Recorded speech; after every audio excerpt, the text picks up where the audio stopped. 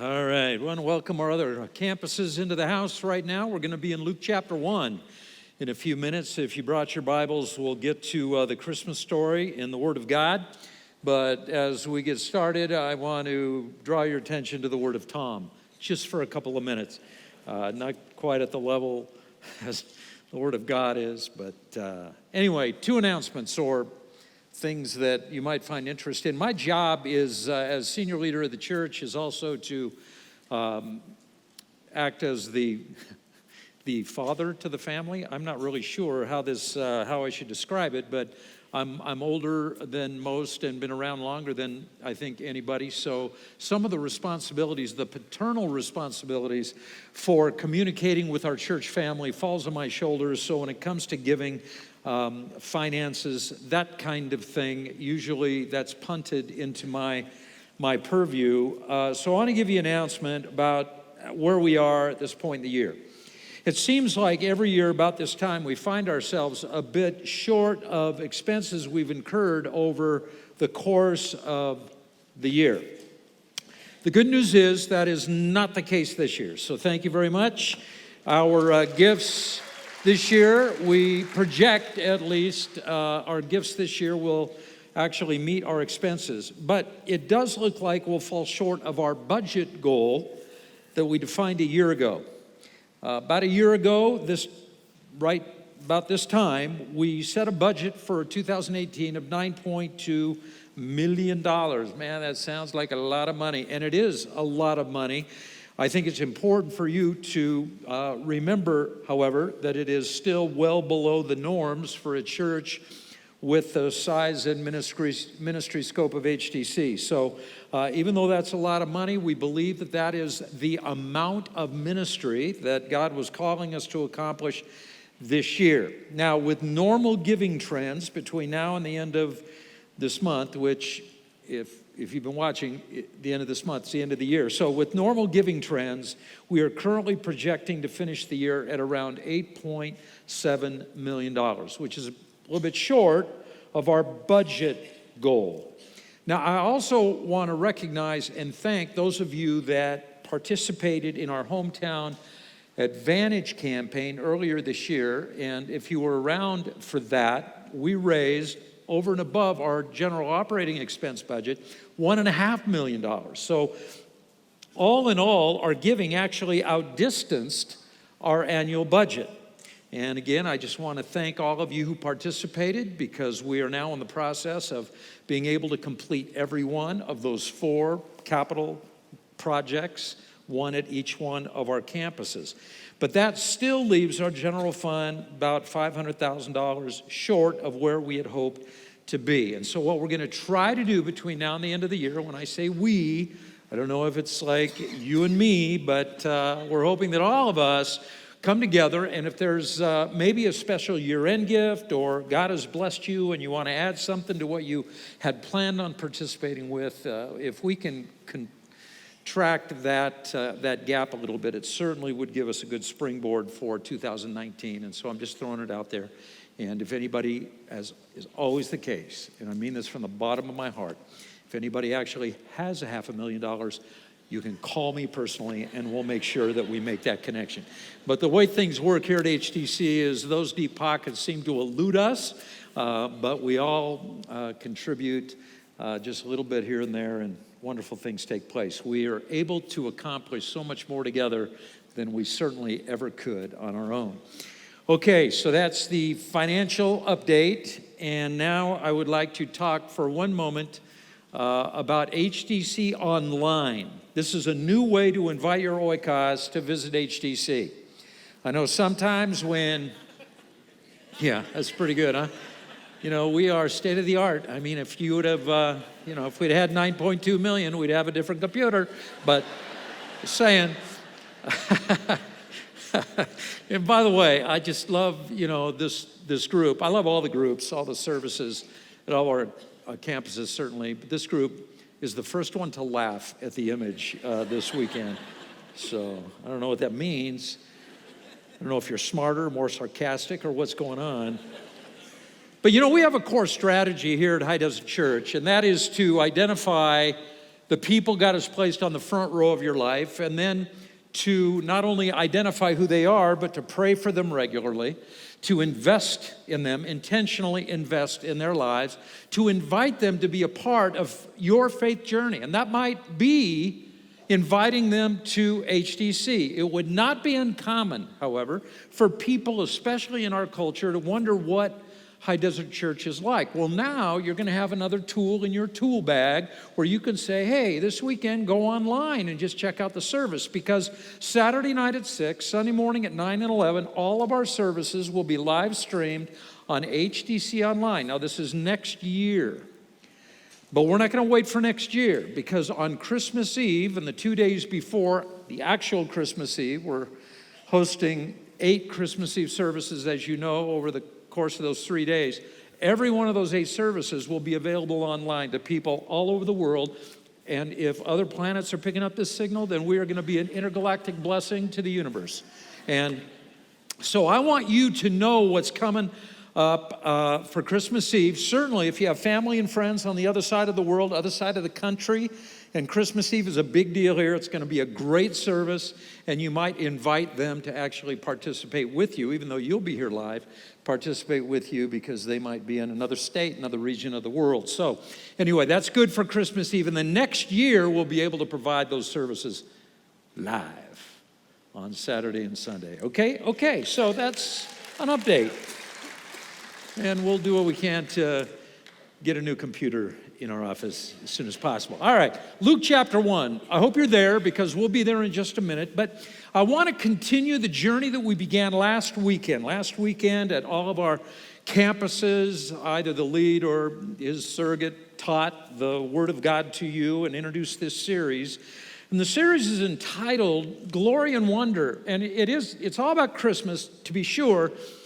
But we've heard the Christmas story. I just want to make sure you understand what the words mean in the title of our theme this year. And so the guys explained it to you last weekend, but I want to put it on screen. I want you to not just hear about it. I want you to read it. Glory is a noun. Honor, high renown or honor, won by notable achievements. Somebody has done something that's notable, and so they are glorified. They're given honor, they're given glory. Okay, the word wonder has a twofold meaning. One side of the word is a noun, and that is the wonder that we feel at times. You might come to a Christmas Eve service and it's wonderful because you're sitting out there thinking, oh, that's so nice. And then there's a verb side of the word wonder where you actually wonder about something. And so in case you're wondering what the word means, I want you to see two sides of that, because that'll become very significant in a few minutes. I heard a TV ad even this past week that suggested that Christmas is what you make it. When I heard that, it kind of ticked me off, because I don't think that's right. I don't think you get to make Christmas what you want it to be. Christmas is what it is. It's a historical event that changed the trajectory of the human race. And so if you say that Christmas isn't that big of a deal to me, I don't know what you're thinking. Like you get to define Christmas? It's above our pay grade, folks. Christmas is a big deal, whether you want to cooperate or not. But then I thought about my emotive reaction to that statement, and I realized that there's another side that actually allows us to respond to Christmas. And in responding, we then get to decide what we're going to do about it. So I guess in that sense, it does become what you make it. Actually, Christmas is like a mirror for us. It exposes us for who we really are. Some of us are spectators. We fall on the noun side of that definition, wonder. We just are so surprised and we admire things and we think, oh, that's so nice. That's so pretty. Look at the lights. Oh, it's such a wonderful time of year.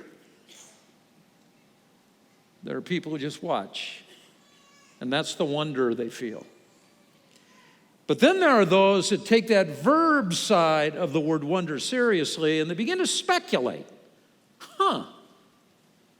Not only is this a wonderful event, I wonder what it means for me. And now the spectator actually becomes a seeker. That's what Christmas is for. It's going to turn spectators into seekers. That's what we hope, at least. The shepherds were spectators. Remember that? They were watching their flocks out in those fields, and then the angels showed up, and we had this wonderful event. And the shepherds were amazed, filled with wonder, but they were so amazed by that angelic pronouncement that they actually left their flocks and they went to the manger. See, the spectators became seekers. The Magi were so amazed by the star that surprised them in the heavens. The wonder of the star. I mean, these guys were astronomers. That was part of their portfolio as Magi. But they were so impressed by it, so filled with wonder, that they wondered what the star meant. And they ended up traveling a long way to find Jesus. I know you're going to be amazed. I know you'd be amazed Christmas Eve. All of our Christmas events seem to be amazing. And if it's not here, it'll be somewhere. You'll be filled with wonder, but so what? You can't just sit there. You can't just be a spectator. Are you going to be so amazed that you're willing to begin a serious pursuit of Jesus? Because, friends, that is how Jesus wants us to celebrate his birth, to pursue him. This is how most of us celebrate his birth.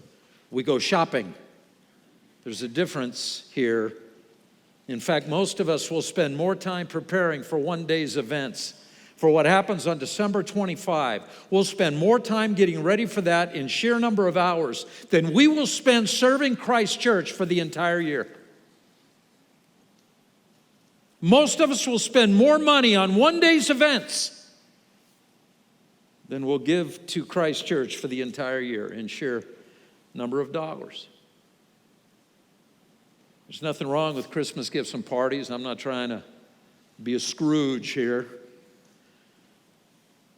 But those things reflect how we've decided it's appropriate to celebrate Christ's birth.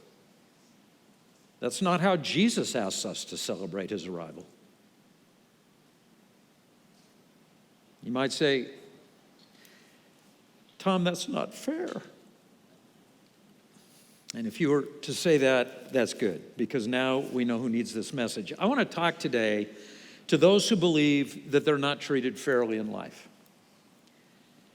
And that probably describes all of us to some degree, because we can all look back at different events or situations in our lives where we feel like we deserve better.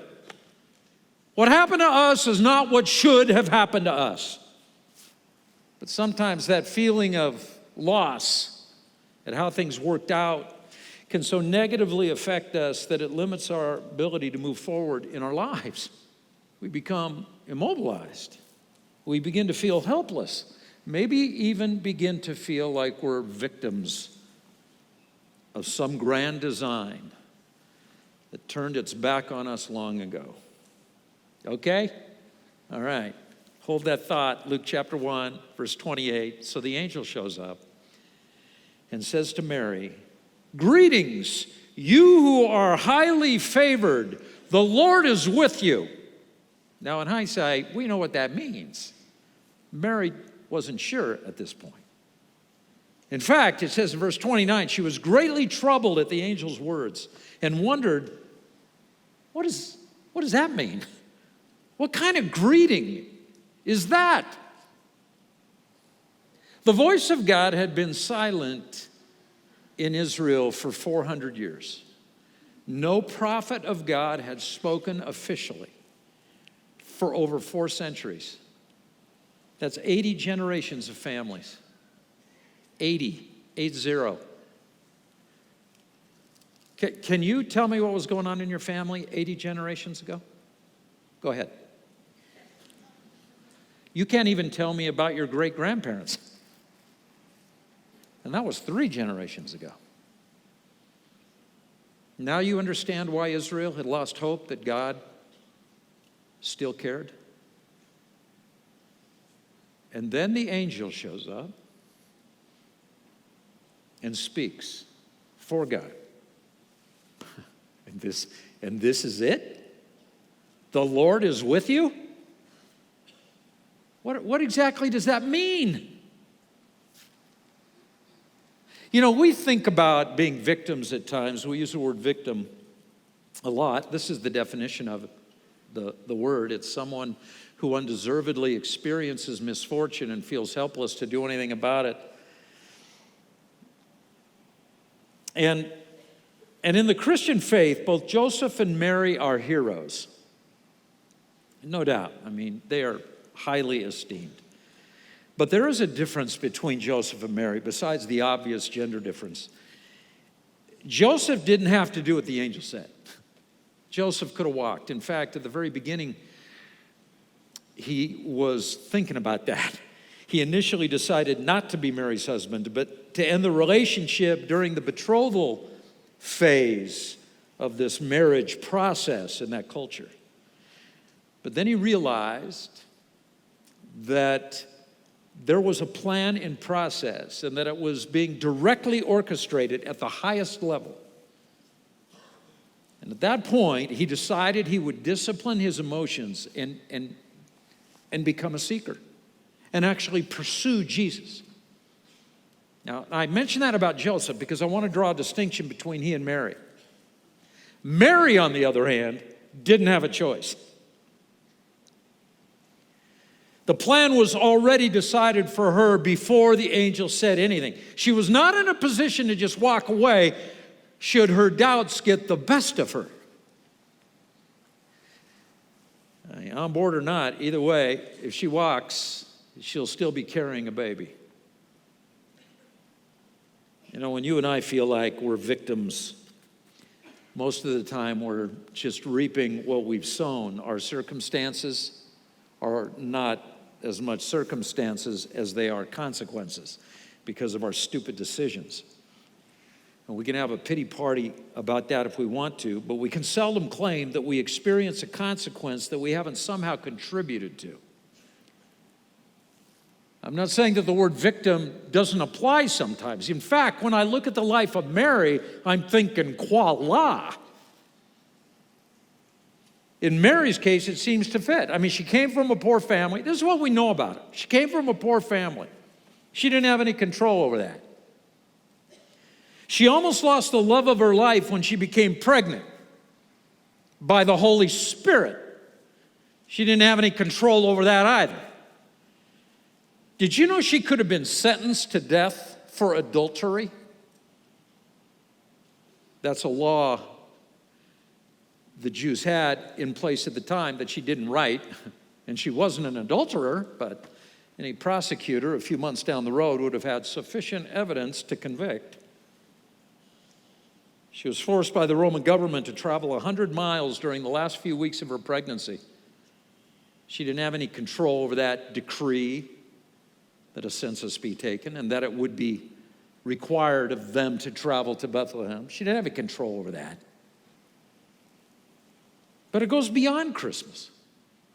She actually had to flee the country to save her child. She didn't have any control over King Herod, who decreed that every Jewish male baby would be murdered in order to eliminate any potential rivalries as king of the Jews.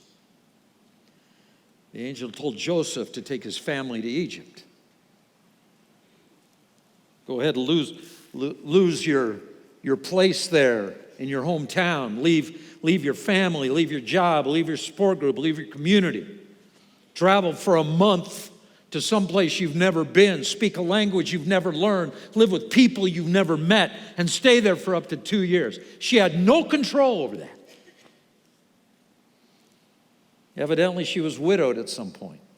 You never read about Joseph after Jesus was a young boy. As a single mom, she was required to raise at least 7 children on her own. 5 sons and at least 2 daughters. That wasn't a choice she made, to be a widow. Now she's got these kids. Matthew chapter 13, verse 55. Some folks are wondering about Jesus. They say, isn't this Joseph's son? Isn't his mother's name Mary? Aren't his brothers James, Joseph, Simon, and Judas? Aren't all his sisters with us? Where did this guy get all these things? They're wondering how this Jesus, this homeboy Jesus, had become this incredibly wise sage, full of wisdom. And then the narrative goes on to list his siblings, whom his mother would have been forced to raise as a single parent. She had to deal with constant friction between her other children over Jesus' public ministry. Can you imagine your oldest brother walking around the Victor Valley claiming to be the Son of God? In Mark chapter 3, verse 21, there's one circumstance where it says when his family heard about what Jesus was saying, they went to take charge of him. He's out of his mind, they said. So here's Mary, the mother, trying to maintain harmony in a family. She had to watch her son crucified as a criminal, which he was not. She couldn't do anything about that either. And if you remember on the cross, Jesus said to his mother that she would from that moment be cared for by his friend John, who became John the Apostle. So now Mary, Mother Mary, is now going to be cared for by friend John. You know what happened to John. He was martyred. You know what that is? That's a great life right there. You know what I'm saying? Mary's was a life that certainly qualifies, not just as a victim, but as a lifelong victim of events she had no control over. So when you feel like a victim, when I feel like a victim, maybe we ought to take our list and compare it to hers. And then compare our response to our list to her response in the light of her list. Luke chapter 1, verse 46. And Mary said, my soul glorifies the Lord. Now, before we go any further, got to stop right there. Remember the definition of the word. My soul glorifies the Lord. Glory, high renown or honor won by notable achievements. Did you see the list of the notable achievements that God brought into Mary's life? And yet she still what? Highly esteems what God is accomplishing through her. My spirit rejoices in God my Savior, verse 47, for he has been mindful of the humble state of his servant. From now on, all generations are going to call me blessed. For the mighty one has done great things for me. Holy is his name. His mercy extends to those who fear him from generation to generation. So how does our response to our situation compare to hers? And I'm not just trying to make you feel guilty, because I know when I read this, I feel guilty. But that's not the point. I guess I'm just trying to understand why God uses some people to do wonderful things and not others.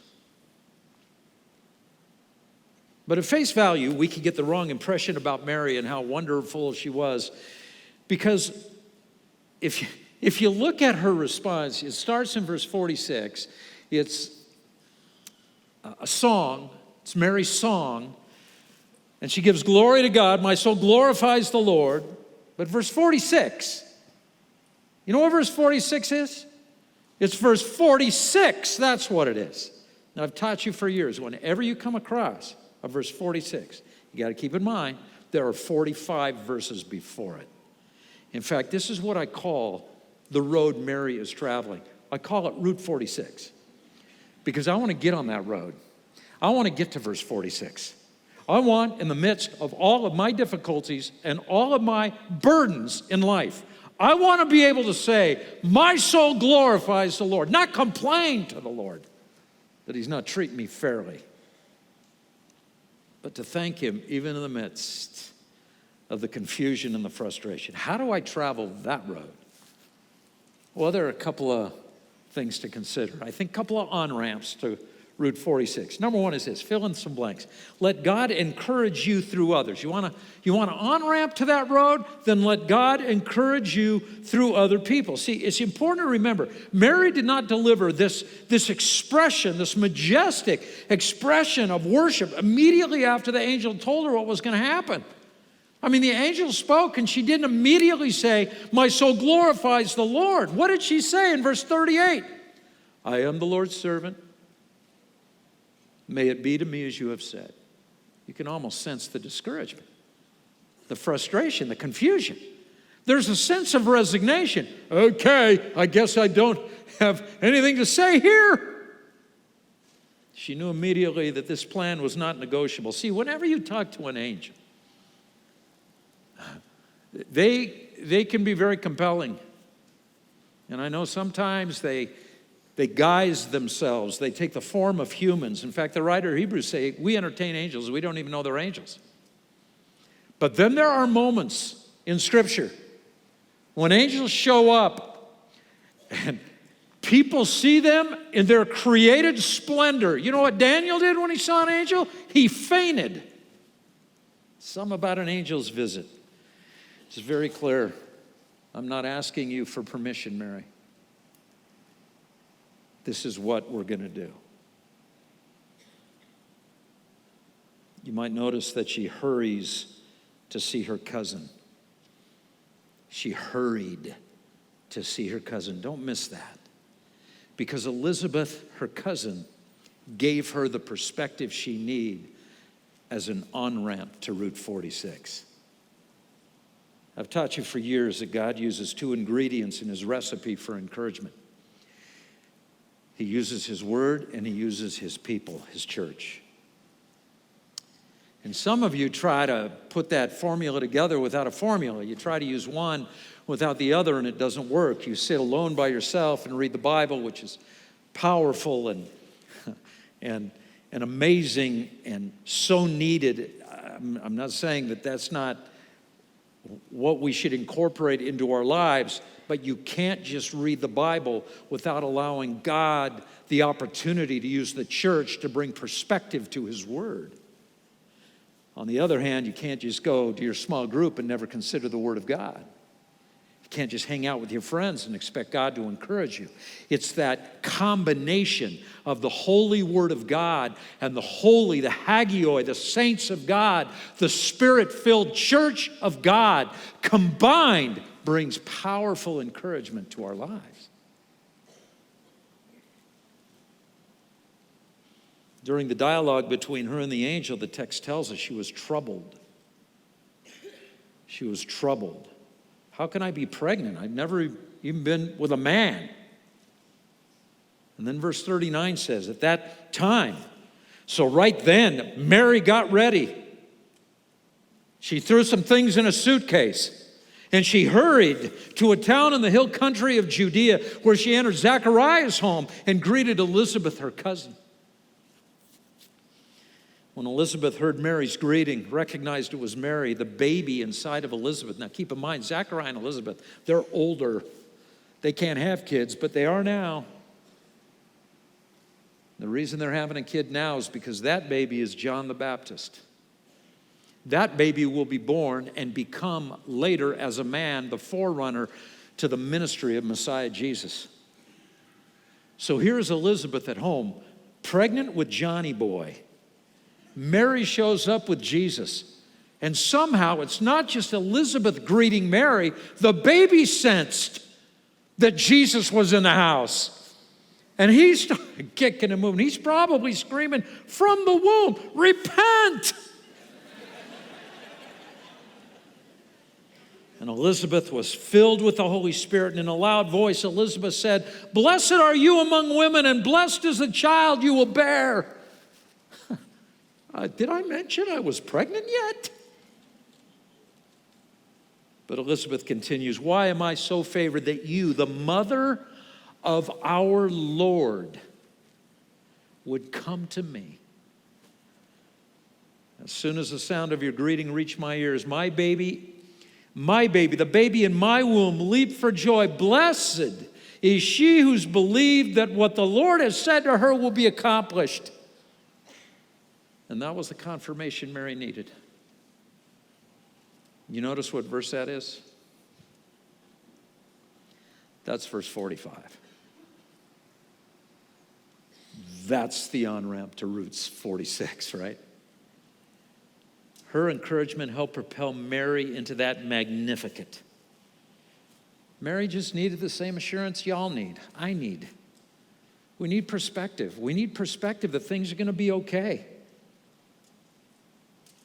Encouragement is more than, just going up to someone and giving them attaboys, just saying, hey, you're great. Hey, you're wonderful. Hey, what you did is so cool. Sometimes encouragement requires that we say, you're thinking wrong here. You're not a victim. This isn't hopeless. Look at the facts. You're going to be the mother of the Savior of mankind. How blessed are you? Mary needed Elizabeth. Stop feeling stuck in a narrative. Can I just ask this question? Who has God sent into your life to encourage you? And understand something, Mary needed to receive the encouragement. I mean, sometimes people encourage us. God is speaking to us consistently through others. In the body of Christ especially. Maybe it's a pastor on a stage like right now speaking.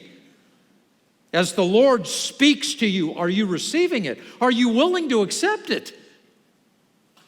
Sometimes it's the voice of someone living in the same house we live in, a member of our family. Sometimes it's someone sitting on the front row, someone in our oikos. And God uses their voice to speak encouragement into our lives, but we can't just ignore it. We have to be willing. You have to be willing to be encouraged. Can I just say life is hard? And every day of life is hard? In fact, you're waiting for an easy day? Here, let Pastor Tom encourage you for a minute. It ain't coming. Every day's hard. And that's why God sends encouragement every day. In fact, the writer of Hebrews put it this way. He says, see to it, brothers and sisters, that none of you have a sinful, unbelieving heart that turns away from the living God. To not receive encouragement is sin. But what do? We're down. We feel like life's getting the best of us. We're discouraged, maybe even depressed. And it's the day of our small group. And what is our first inclination when we get discouraged? We don't want to go to group tonight. Hey, let's get ready. I don't want to go tonight. That's strategic on the part of our enemy. The fact that you don't feel like going is exactly why you have to go. Because you know what is waiting. God knows what is waiting for you. In those conversations, there's Elizabeth that's coming to the group tonight for you, bro. She's going to speak encouragement. He's going to speak encouragement into your life. What's the alternative? Encourage one another. Why does he say encourage one another daily? How often do we need encouragement? Every day. Why? Because every day is hard. Encourage one another daily so that none of you may be hardened by sin's deceitfulness. Understanding life is hard. If you don't receive the encouragement of God's people, then you will become hardened.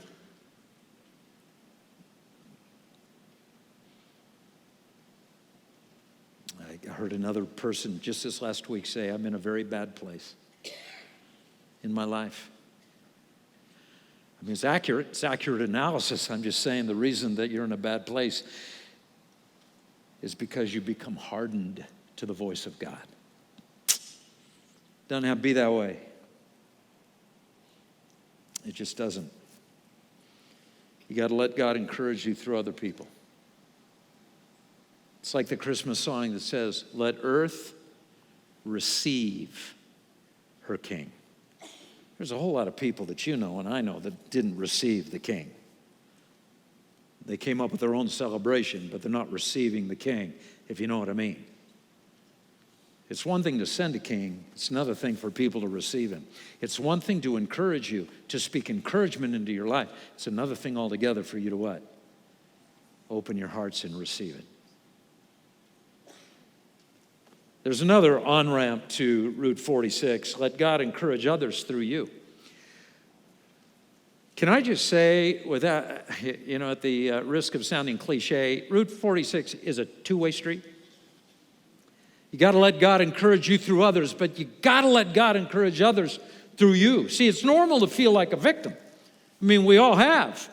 It may not be appropriate for us to feel that way, but it's normal because we're sinful, we're self-centered, we're prone to feel as if life is all about us, that we deserve what we want, and that usually is much more than we're getting right now.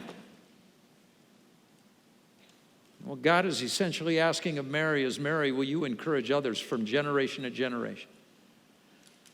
Will you allow your life to be a blessing to others until that baby comes back a second time in full power and glory? It's interesting to consider what would have happened had Mary said to herself after hearing the angel, this isn't fair, I didn't ask for this, didn't sign up for this, and I refuse to accept this challenge. You know what would have happened to Mary if she'd have said no to this initiative? She would have, like all the rest of us, died and gone to hell. Because without a virgin birth, without a healthy family in which the Messiah could become a man, the plan of redemption is a big fail. And nobody's getting saved from nothing, including Mary. When the Holy Spirit impregnated her, it marked the beginning of the end of Satan's reign on planet Earth. This was a redemptive plan that God announced in the Garden of Eden. Right after Adam fell, he's handing out curses to everyone and everything in the garden as sin and death began to pervade our environment. And God said to the enemy, I'll put enmity between you and the woman, between your offspring and hers. We're going to talk more about that in detail next time because that is a loaded theological statement. But her offspring is a reference to the virgin mother of Messiah Jesus. And what does God say? When that kid shows up, speaking to the enemy, he's going to crush your head. You're going to nip at his heel, crucifixion. He's going to crush your head, resurrection. See, that's a great statement. The Christmas story, though, would require a virgin who was willing to be impregnated by the Holy Spirit, whatever that was supposed to mean. And a boyfriend who was willing to understand when he heard the report that she was pregnant, yet had never been with a man. So where are you going to find a guy that'll believe that? See, the question is not, do we get what we deserve in this life? The question is this, will we be willing to do what God asks of us in this life? So that the people around us will not get what they deserve in the next life. That's the question, Mary. You in? Later on, Jesus is teaching in Luke chapter 11, verse 27. He's just, sharing Jesus kinds of things. And some gal in the crowd called out, "Blessed is the mother who gave birth to you and nursed you." I mean, thank God for your mother, son, or you wouldn't be here right now. I mean, what a nice way to say to Jesus, we love your mom. And what would be a nice way to reciprocate? Oh, yeah, she was great. Yeah, Mom. Oh, you have no idea how great she was, right? It's not what Jesus said back. He replied, "Blessed rather are those who hear the word of God and obey it." Man, that sounds kind of rude, doesn't it? You can't even accept a compliment on behalf of your mother? But Jesus is making a real important point. You can elevate the heroes of faith all you want. You can put Mary on a pedestal, put Joseph on a pedestal, put your pastor on a pedestal, put all the people around you that God seems to be working in and working through. Put them all up on a pedestal. Blessed are they! And Jesus would say to you, you know what? Blessed are they, but blessed can you be too, if you would simply do what they do. When they heard the word of God, if you would just seek him, instead of sitting in the grandstands watching.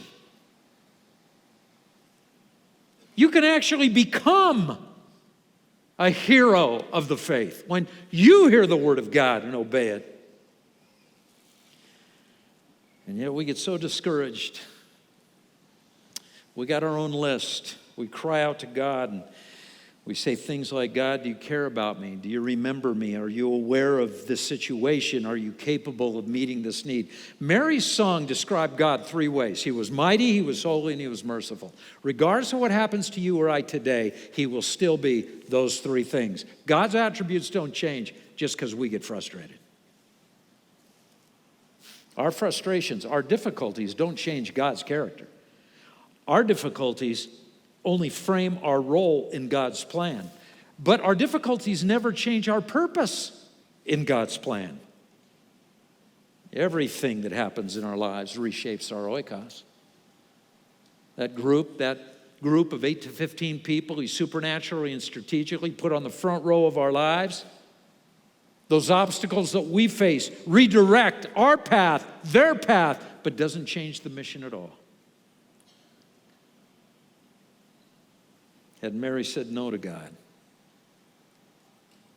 you know, she would have never met the shepherds.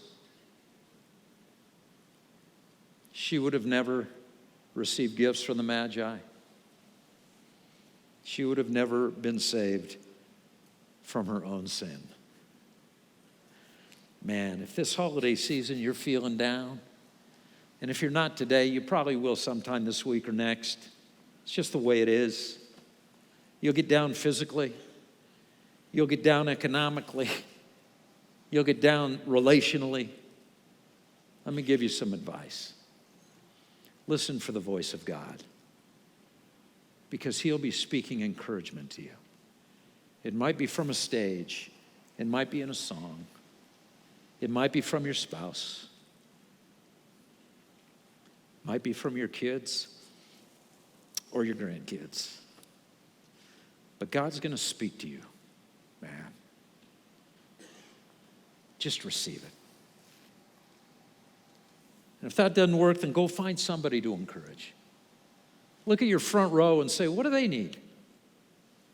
How can I bless them? What a blessing it would be for me to be able to bless him or her or them.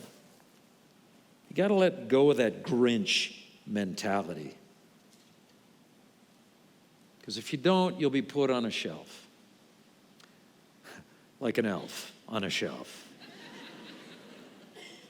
See, if you can on-ramp to Route 46, God is going to use you this year. And one last thing, and I just want to leave you with this. This is about the shepherds. Remember, we want to push the spectators into the category of becoming seekers. The shepherds are out in the fields, right there with their sheep. Bah, bah, bah. They're out there. The angels show up, got this intergalactic light show going on. And the shepherds are like spectators. And then they hurried off to find Jesus. They became seekers. And sometimes when we see that scene at the end of the movie, we think that's the end of the story. You see the credits start to roll. And the camera kind of pans back slowly. And there's the manger and the baby Jesus. And there's Mary and Joseph. Oh, and there's the shepherds standing there and the Magi. I don't know what that's about because they didn't even go to the manger. But anyway, then you got the shepherds. And then the story's over. It's like the end. And we all get warm fuzzies. And we say, wasn't that nice? That was a wonderful movie. It's not even the end of the movie. Because after they spectated for a while and then sought out Jesus, look at verse 17. When they had seen Jesus, they spread the word concerning what had been told them about this child. And all who heard it, now note that, all who heard it were amazed at what the shepherds said to them. You notice what happened here? The spectators became seekers, and the seekers became spreaders. They spread the Word. See, when the wonder of Christmas leads you to Jesus and you recognize the glory of Christmas, you can't help yourself. Y'all gonna be talking about this for a while. And it's not just you talking. Did you notice in the passage who received their message? The message they were spreading. It says 15% of all who heard. No, it doesn't say that. It doesn't say 15. It doesn't say half. It doesn't say most. All who heard were amazed. You have no idea how amazed people will be if you just share what you know about Jesus. And here we are, immobilized, because we hate rejection. We're afraid. We fear, right? What if they say no? I'd invite them to Christmas Eve, but what if they laugh at me? And we don't understand. Christmas has that much power. So don't just watch. You seek Him, and then you spread what you find to the world God's placed on the front row of your life. This could be the greatest Christmas ever, but y'all gonna have to get out of your seat and stop spectating. Father, I pray we would be spreaders. We wouldn't even be satisfied with seeking. But I pray, Father, that you would fill us, Lord, with so much of the glory of God that it would just leak out of us. And as we share, that people would respond and be amazed. Lord, some things never change, and people are still amazed by you. So help us to share that. Everybody's head bowed, your eyes closed. Some of you don't know Christ. I don't know what's going on with you right now. But at High Desert Church, we talk about ABC: A, admit; B, believe; C, choose. Admit that you're a sinner. You can do that, right? You need perspective here. You need to be saved. You need to be saved from you. And somehow you know that you need help. You just don't know where to find help. Well, that's where the B word comes in, because now you're going to believe that Jesus is the help God sent into the world. He's the help that He sent to you. He wants to help you. He wants to save you. Jesus is the only one who can. See, it's a very short list. If Jesus doesn't save you, you're not getting saved. There's no other name on the list. Admit you're a sinner. Believe Jesus can help you. And then C, choose to place your faith in Him. Choose. It's a choice. You're a big boy now. You're a big girl. You can make a choice. It's time you made a good one. Choose Him. Father, I just pray that those of us who know you will be spreading that a lot in the next few weeks. And give us a great celebration this year. We pray in Jesus' great name. All God's children said.